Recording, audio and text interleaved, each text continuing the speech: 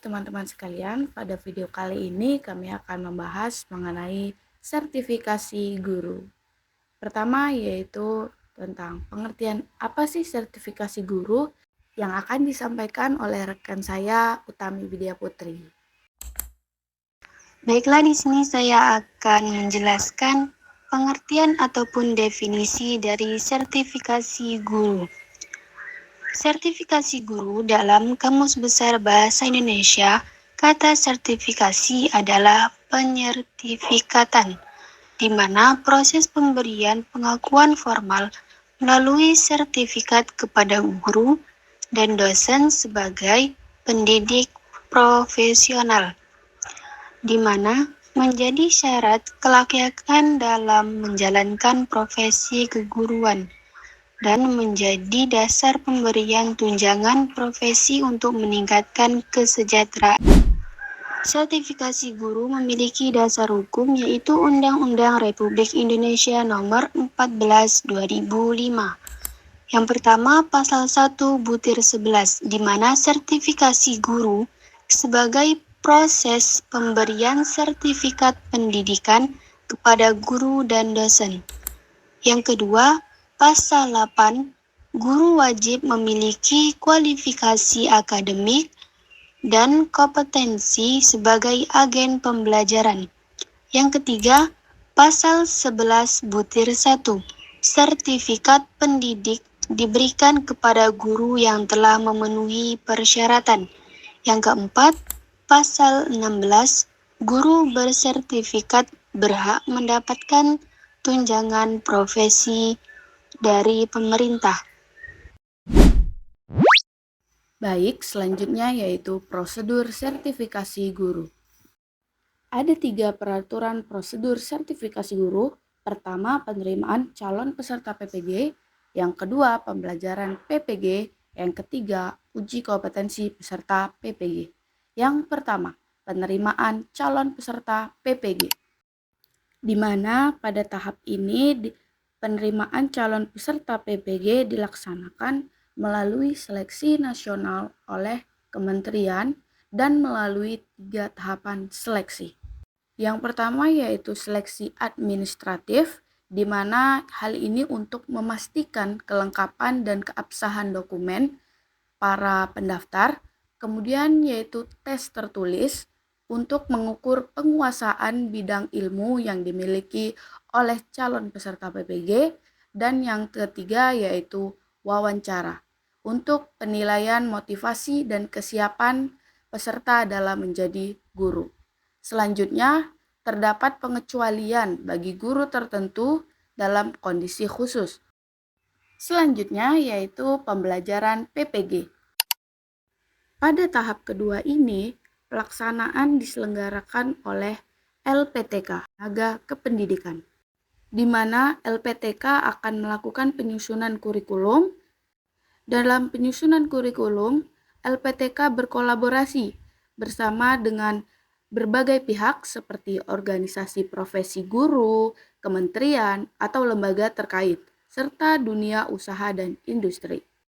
Adapun beban dan durasi studi pada pembelajaran PPG ini yaitu minimal 36 satuan kredit semester atau 36 SKS yang ditempuh dalam waktu 2 semester. Adapun struktur mata kuliah pada pendidikan PPG ini yaitu ada mata kuliah inti, selektif, dan efektif, di mana mata kuliah inti merupakan mata kuliah wajib yang harus ditempuh oleh seluruh peserta, sedangkan mata kuliah selektif dan efektif dipilih sesuai dengan kebutuhan dan minat peserta. Selain itu, dalam mata kuliah inti terdapat kegiatan praktik pengalaman lapangan atau kita sebut PPL yang akan dilaksanakan di satuan pendidikan sebagai bentuk latihan langsung dalam mengajar. Selanjutnya terdapat penyesuaian dan fleksibilitas, di mana di sini artinya pada kondisi tertentu, misalnya bagi guru penggerak atau guru yang telah mengikuti pendidikan dan pelatihan profesi sebelumnya, pembelajaran dapat disetarakan tanpa harus mengikuti seluruh proses pembelajaran. Sementara itu, bagi guru aktif yang belum memiliki sertifikat, pendidik atau yang ingin menambah sertifikat pendidik pada bidang lain, pembelajaran dapat dilaksanakan dengan beban SKS yang lebih fleksibel melalui penugasan terstruktur dan pembelajaran mandiri. Selanjutnya, tahapan yang ketiga yaitu uji kompetensi peserta PPG. Pada tahap ini bertujuan untuk mengukur ketercapaian kompetensi yang dimiliki guru, yang terdiri atas ujian tertulis dan ujian kinerja. Peserta yang dinyatakan lulus akan memperoleh sertifikat pendidik. Sementara peserta yang belum lulus bisa melakukan pengulangan uji kompetensi selama masa studi PPG masih berlangsung. Nah, di sini saya akan melanjutkan presentasi kami, yang mana kita sekarang sudah masuk kepada inti pembahasan kita yang paling krusial, yaitu tentang persyaratan sertifikasi guru. Nah, jadi berdasarkan Undang-Undang Nomor 14 Tahun 2005 tentang guru dan dosen, ada beberapa standar utama yang wajib dipenuhi oleh seorang pendidik ini. Nah, yaitu tujuannya untuk dinyatakan sebagai tenaga profesional dan berhak mendapatkan tunjangan profesi. Nah, oke. Selanjutnya kita bahas, yaitu yang pertama ada kualifikasi utama guru yang udah tertulis di Undang-Undang Nomor 14 Tahun 2005. Jadi kualifikasi utama guru ini yaitu syarat yang pertama dan yang paling mendasar itu adalah kualifikasi akademik. Nah, jadi berdasarkan pasal 8 dan pasal 9 Undang-Undang Guru dan Dosen, yaitu seorang guru wajib memiliki latar belakang pendidikan formal yang minimal sarjana S1 atau diploma 4. Nah, jadi gelar ini harus diperoleh bukan hanya sekedar memperoleh gelar saja, tetapi dia dari program studi yang terakreditasi dan relevan atau linier dengan mata pelajaran yang diampu. Jadi sesuai dengan mata pelajaran yang dikuasainya, teman-teman. Tetapi dalam prakteknya itu ada kita mendapatkan kasus itu, teman-teman. Nah, ijazah ini merupakan gerbang utama atau kayak sesuatu yang penting. Ada kasus di UPT SDN 13 Botol Lebang. Itu dia memiliki ijazah S1 yang sah dan merupakan syarat mutlak agar mereka bisa diusulkan sebagai peserta sertifikasi yang melalui jalur pendidikan profesi guru atau PPG. Nah, syarat yang kedua yaitu dia dalam penguasaan 4 kompetensi guru, yang mana 4 kompetensi guru itu ialah yang pertama itu ada kompetensi pedagogik. Nah, di mana kompetensi pedagogik ini adalah suatu seni untuk mengelola suatu pembelajaran. Nah, dalam pengelolaan pembelajarannya itu, pertama kita mulai dari memahami muridnya. Setelah itu kita merancang RPP hingga kita mengevaluasi. Nah, contoh yang kita ambil sebelumnya yaitu di SDN 13 Bontolebang. Itu guru-guru di sana setelah sertifikasi itu guru-guru terbukti lebih mahir dalam menyusun RPP yang berbasis HOTS atau Higher Order Thinking Skills. Nah, selain itu juga mereka tuh bisa menerapkan strategi belajar yang aktif.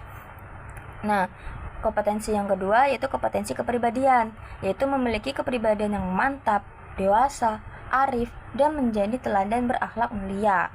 Nah, yang ketiga yaitu kompetensi sosial, di mana kompetensi ini yaitu memiliki kemampuan dalam berkomunikasi dan interaksi ini secara efektif dengan siswa maupun dengan sesama pendidik, orang tua, dan masyarakat yang ada di sekitarnya. Ya, yang keempat yaitu ada kompetensi profesional. Nah, kompetensi profesional ini biasanya lebih ke isi kepala mereka, yaitu kayak penguasaan materi pembelajarannya mereka gitu kan. Nah, jadi penguasaan materinya ini bukan hanya sekedar menguasai, tetapi mereka menguasai secara luas dan mendalam sesuai dengan bidang keilmuannya. Nah, jadi selain dari 4 kompetensi tadi ini, guru-guru itu pasti harus wajib sehat, baik fisik dari fisik rohaninya, dan memiliki kapasitas untuk mewujudkan tujuan pendidikan ini secara nasional. Tapi ada satu kasus yang mana kayak dibilang kasus sih enggak, kayak kritikan gitu kan. Nah, dimana realitanya pada penguasaan yang rendah itu tuh ada di aspek pedagogi dan profesional, karena kedua aspek ini masih menjadi tantangan yang serius teman-teman, karena masih ada sebagian guru yang terjebak dimana guru-guru ini masih menganggap sertifikasi ini hanya sebagai formalitas administratif demi tunjangan, tanpa adanya mereka itu dalam peningkatan kualitas mengajarnya, mengajar yang konkret dalam kelasnya. Nah, inilah harus menjadi poin utama kita dalam menguasakan aspek-aspek atau kompetensi-kompetensi tadi teman-teman. Harus kita perhatikan juga. Yang selanjutnya yaitu syarat administratif dan kesiapan teknis. Nah, di sini khusus guru dalam jabatan. Nah, di sini bagi guru yang sudah aktif di sekolah, nah itu kita memiliki syarat tambahan teman-teman yang udah kami cantumkan di PPT kami. Itu ada 2 pembagian kelompoknya. Nah, kelompok pertama itu untuk syarat administrasi. Nah, dimana pada kelompok pertama ini harus memiliki NUPTK, yaitu kayak sebagai bukti identitas resmi mereka di database nasional gitu kan, jadi diakui oleh negara. Nah, yang kedua yaitu aktif mengajar. Selain itu dia juga memiliki SK pengangkatan yang sah. Nah, SK ini baik dari Pemda sekolah negeri maupun dari yayasan untuk guru swasta. Nah, yang ketiga yaitu memiliki beban mengajar itu minimal itu 24 jam tatap muka per minggu. Nah, ini syarat mutlak untuk kelulusan sekaligus dasar pencarian tunjangan profesi, teman-teman. Nah, yang terakhir yaitu belum memasuki usia pensiun. Nah, mana di situ usia pensiunnya adalah maksimal 60 tahun. Nah, kelompok yang kedua yaitu kelompok yang memiliki kesiapan teknis untuk masa kini. Nah, di sini ada 2 poin. Yang pertama, literasi digital, di mana berdasarkan kajian implementasi yang terbaru ini, guru-guru pada masa kini itu dituntut untuk mengoperasi perangkat digital dan internet yang stabil. Mengapa untuk adanya tuntutan seperti itu? Karena proses PPG saat ini tuh banyak dilakukan secara daring atau online. Jadi keterbatasan teknologi bisa menjadi hambatan fatal yang membuat guru gagal menyelesaikan programnya. Nah, yang kedua yaitu validitas dokumen portofolio. Nah, di sini guru harus menyusun dokumen fisik, yaitu yang di dalamnya itu ada 10 komponen yang wajib dilegalisir resmi. Nah, untuk menjamin apa? Nah, adapun tambahan dari makalah kami, itu di wilayah geografis yang sulit seperti daerah terpencil atau wilayah Papua, itu pemenuhan dalam syarat administratif. Nah, ini seringkali harus dibarengin dengan penyediaan fasilitas seperti rumah dinas. Nah, agar tunjangan profesi yang diterima itu nantinya bisa efektif atau benar-benar efektif dalam menekan angka.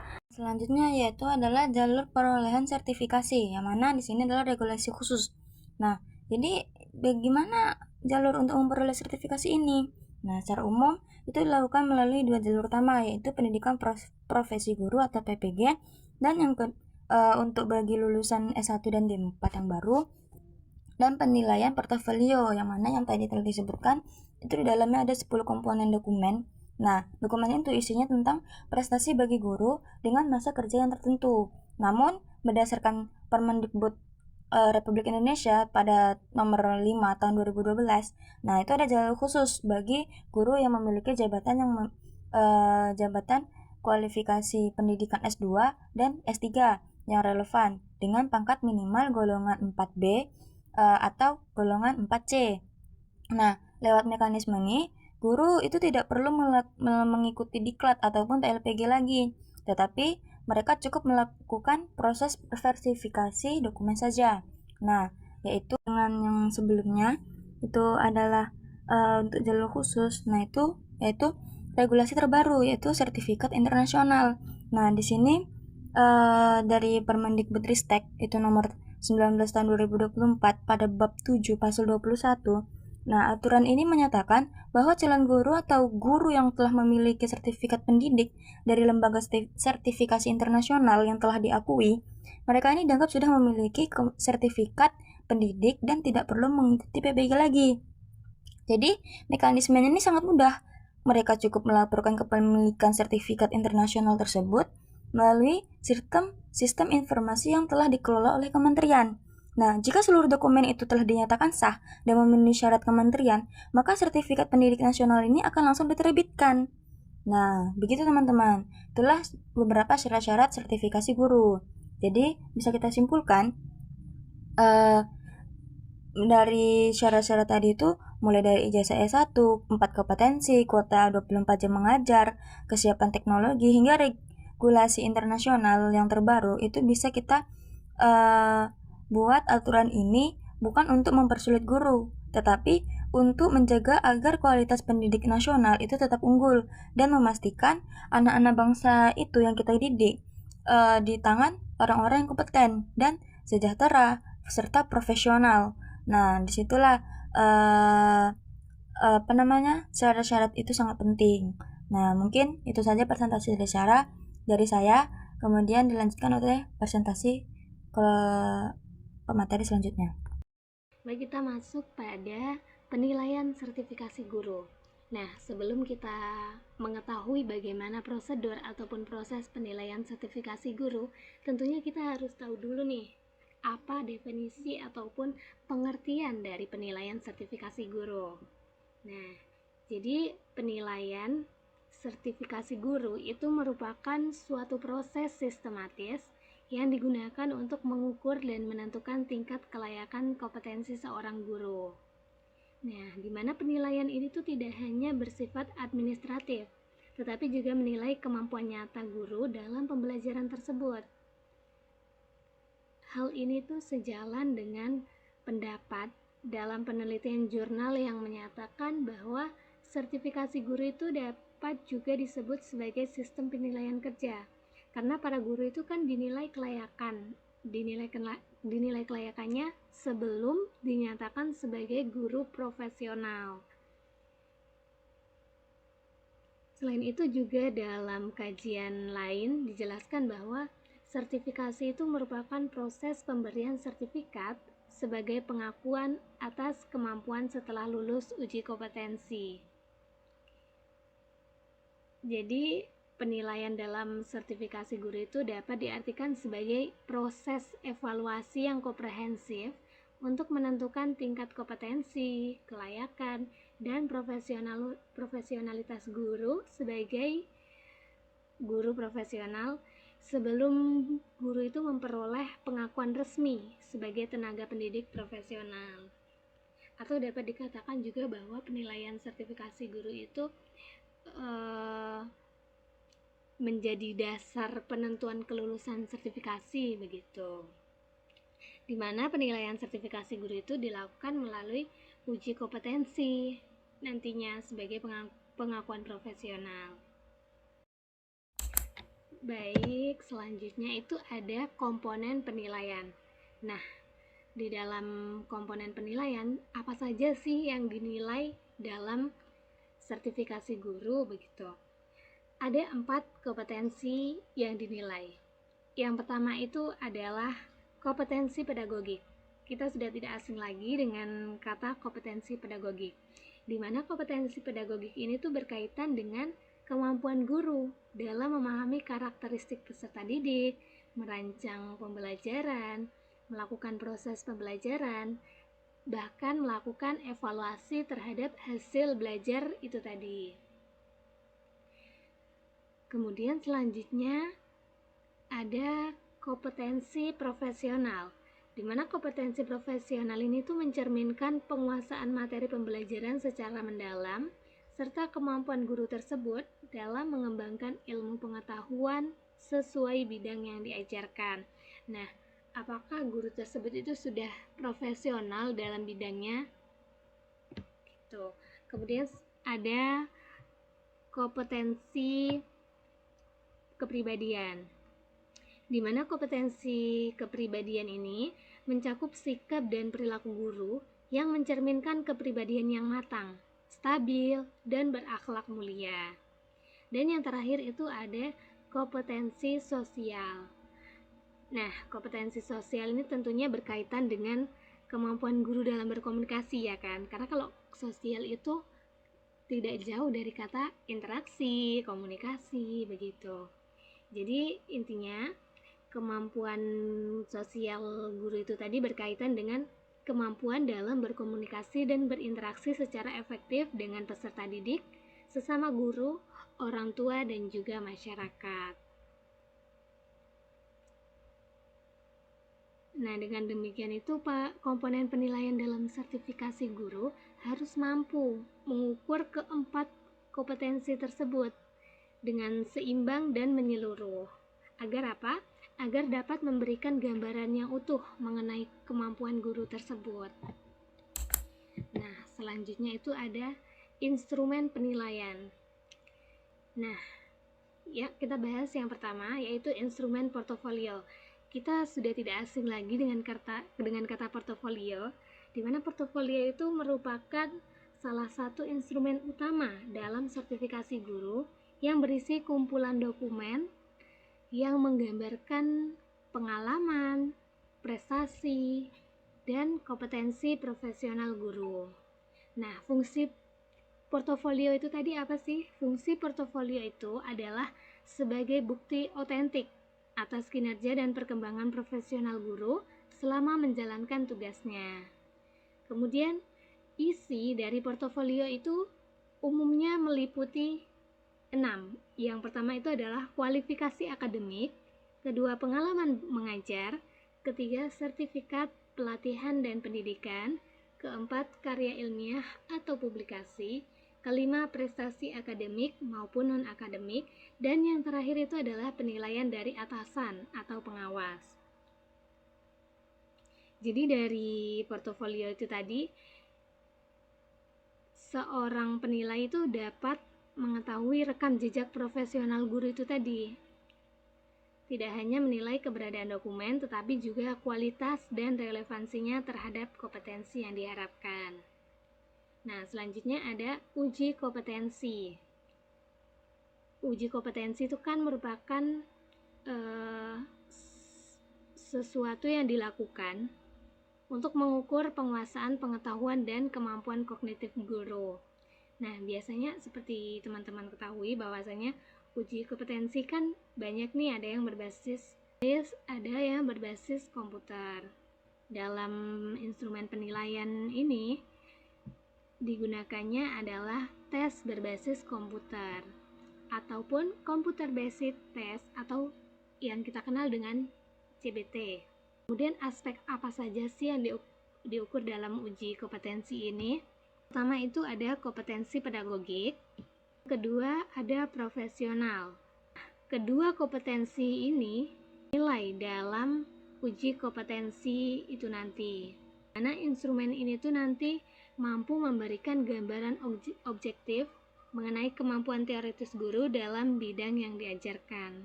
Tidak, ini ada 4. Kenapa hanya 2 saja? Karena 2 itu cukup mewakili untuk uji kompetensi tes berbasis komputer itu tadi. Kemudian selanjutnya ada observasi kinerja. Observasi kinerja itu merupakan instrumen yang digunakan untuk menilai kemampuan guru secara langsung dalam melaksanakan pembelajaran di kelas. Nah, penilaian ini biasanya dilakukan oleh asesor